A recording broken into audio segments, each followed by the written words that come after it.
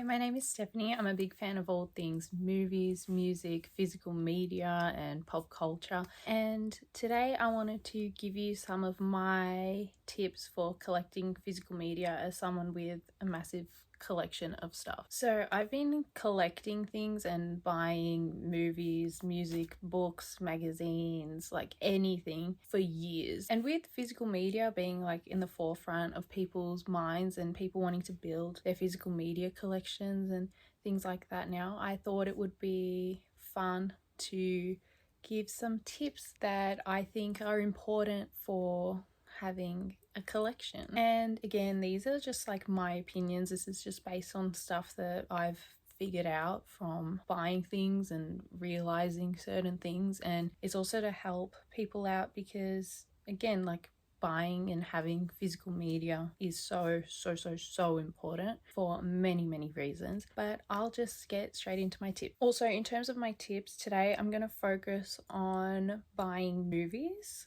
and my tips within that. So I will go into more detail and cover as much ground as I can. So tip number one is deciding your format. So if you are wanting to start a physical media collection, that's a movie library or TV shows, your options for formats are going to be DVD, Blu-ray, or 4K mainly at the moment. You can buy VHS tapes and you can buy like VHS players and stuff, but a lot of that at the moment is the nostalgia factor. If you want to buy new releases, they're usually going to be released on DVD, Blu-ray, and 4K. As an example of a DVD, it is the most like standard way to play a movie. It's a normal disc. You can play it in a normal DVD player. Normal DVD players will only play DVDs like this. This is an example of a Blu-ray. So Blu-rays will play in Blu-ray players. Blu-rays are known for being higher quality. I won't get into like the technicalities of like what makes a Blu-ray and what makes a DVD and all of that, but just know that like in the tier of things, it goes like DVD, then Blu-ray. And then we go to 4K, which is like the highest quality like version of a movie that you or TV show that you can get at the moment. I don't think I have any 4Ks. I think I have steelbooks. I have like a 4K copy of a movie in it, but I don't collect 4Ks. With 4Ks, you need a 4K player. 4K players usually play Blu-rays and DVDs, so you cover all grounds if you get a 4K player. This is a VHS tape. This is played with a VCR or a VHS player, if you will. Tapes look like this. When you play them, you have to rewind them, so they're a bit more technical. See how this is all the whole movie over here, and then when it plays, it'll move. Tapes are a bit more high maintenance, and like I enjoy it for the nostalgia factor. I love seeing people have the little like CRTs in their homes and stuff. I am going to do that one day. I have a few tapes, but again, every movie I own on tape, I have on either DVD or Blu-ray. Laserdisc is also an option, but it's harder to find a laserdisc player at this point, and a laserdisc is like a record. It looks like a massive DVD and you have to like flip it and stuff. So again, that's a nostalgia factor thing. I don't own any, but if I did, it would be just to own it, not to watch it. With DVDs and Blu-rays and 4Ks, it's also important to know about regions and region locking. So for example, on the back of any DVD or any Blu-ray, but we'll look at the DVD first, it'll have all this information, and then it'll have this over here. This one says number 4, which means it can be played on Australian DVD players and Blu-ray players. Movies that are released like overseas and things like that will have different regions on them. So the regions are as follows. I will read them out. So region 0 can be played anywhere and on anything. Region 1 is the US territories, Canada, and Bermuda. Region 2 is Japan, Europe, South Africa, and the Middle East. Region 3 is Southeast Asia, East Asia, including Hong Kong. And Region 4 is Australia, New Zealand, Pacific Islands, Central America, South America, and the Caribbean. If you buy like a Region 2 DVD, whether it's on purpose or by accident, and you go to play it on an Australian DVD player or Blu-ray player, it will not play. It'll come up with like a screen that says it cannot be played. One is with Blu-rays. The Blu-ray ones are over here. So this one, A, B, and C over here. This means this can be played on anything. Australian Blu-rays are region B, and like American Blu-rays are like region A. And a lot of the times they're like thinner, which is interesting. I have some. You can also buy region-free DVD players and Blu-ray players, and they will play anything. I just think that's important to note, because there are like ways about this, because region locking isn't as much of a thing anymore as it like really used to be. But it's just important to know that just in case you end up with, you know, region 2 in Australia by accident, there are ways about it and you can watch your movies. So number 2 is where to start. Oftentimes when you begin to embark on a journey such as collecting movies, it can seem kind of daunting, the idea of like, where do you begin? Where does one begin with the millions of movies out there? Where does one start? I personally would start with my favorite movies, and these days it's easy to kind of choose your favorite movies, whether it's like through like Letterboxd or whatever. Like if you just start with like your top 4 and then you start collecting like classics, or start collecting films by your favorite director or your favorite actor, and you kind of just like build on that. That's what I've always done. I used to like get into like an actor's work, and kind of then I would end up with like 20 Leonardo DiCaprio movies and like 20 Martin Scorsese movies and Christopher Nolan and Sofia Coppola and Wes Anderson and all of that, and you just kind of build on it, and then eventually you end up with nearly 2,000 DVDs and Blu-rays. So tip number 3, where do you buy all this stuff? So what I do is I buy a lot of new releases, and I buy a lot of my stuff as soon as it comes out, or things from retailers. And as much as buying secondhand is important, and I will get to that, it is so important that you buy from retailers so that they know that it's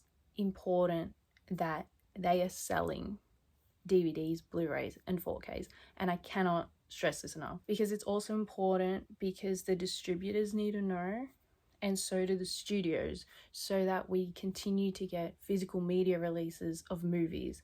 Because unfortunately there are situations right now where, like in Australia, we don't get brand new Disney DVDs out. You will have to like source it from overseas, and there's certain other distribution companies and studios that will cut off physical media because they're not seeing the sales grow. So by buying firsthand and buying new releases, it is helping, and it's important to show within like sales figures and things like that. So again, I cannot stress that enough. The next place to buy movies would be op shops, thrift shops, that sort of thing, markets, you know, all of that. I've bought many things that I know are hard to find secondhand because I've needed to. I typically will always buy firsthand though. Within that as well, the third option is stuff like eBay. eBay is really good because if you're looking for a specific movie, you will find it there, hopefully. There's some movies that are really rare and hard to find. I'm pretty good with knowing what's going on at the moment, and I have for a while, but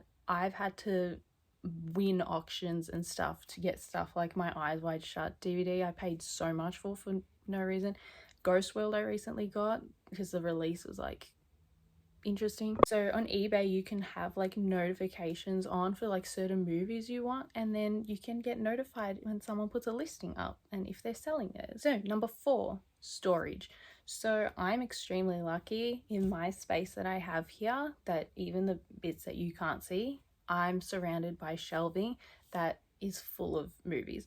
I also have deep shelving so that I can put ones on top, because I don't know if you can see, but there are rows behind this.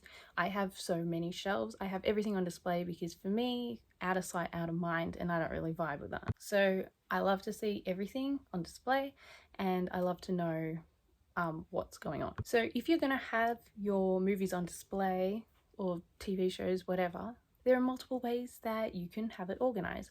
I personally have it by color because to me it's easier when I can just see almost like a rainbow of stuff happening. As you can see, I've got green happening here. So mine go from like red to then black with red writing, and then white with red writing, and then it keeps going, and then it goes to orange, and then like all of that. Just because I've got so many, and I used to have it alphabetically, but this just works better for now. But I haven't updated it in like 2 or 3 years. There's blue behind me over here.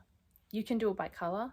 You can do it alphabetically, you can do it by genre, you can do it by director, you can have it any way that suits your thinking. The other option, if you do not have room, you can get binders where you can put discs in them, and then you can like keep the case like in a cupboard, or you can like throw it out. Don't throw them out, they're too nice, but you can keep it in a binder, and then you can keep putting your discs in those, and that's a bit more out of the way. Or you could just like put them as they are, like this, in the cupboard, I guess. And my fifth tip is keeping track. So when you get to be like me and you just have stuff everywhere all the time, and when you're shopping for things and you're like, do I have this, do I not, I don't know anymore because I have so much, it really helps and it's really useful to keep track. So these are some options for you. So I have this massive spreadsheet that more than is probably ever necessary, but I love movies, so I love to have information. So it goes like by title, then the director, then the year, then it came out, then the year that I bought it, then just like all this information, the runtime, blah, blah, blah, the genres.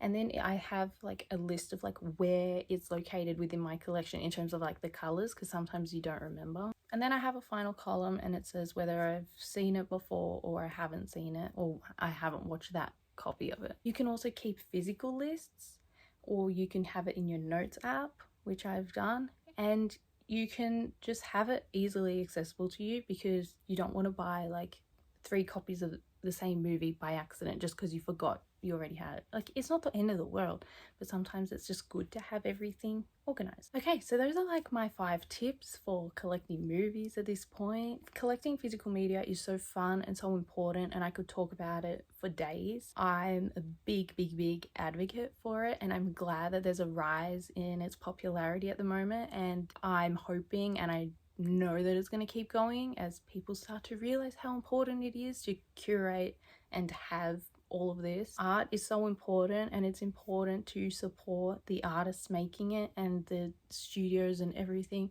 that's involved so that it continues. Anyway, if you made it to the end of this video, thank you for watching. I hope you enjoyed and get something from it. Good luck with your collecting. I hope you grow your physical media collections a lot, and that you have a space that's cozy and full of the art that you enjoy. And I'll see you in the next video.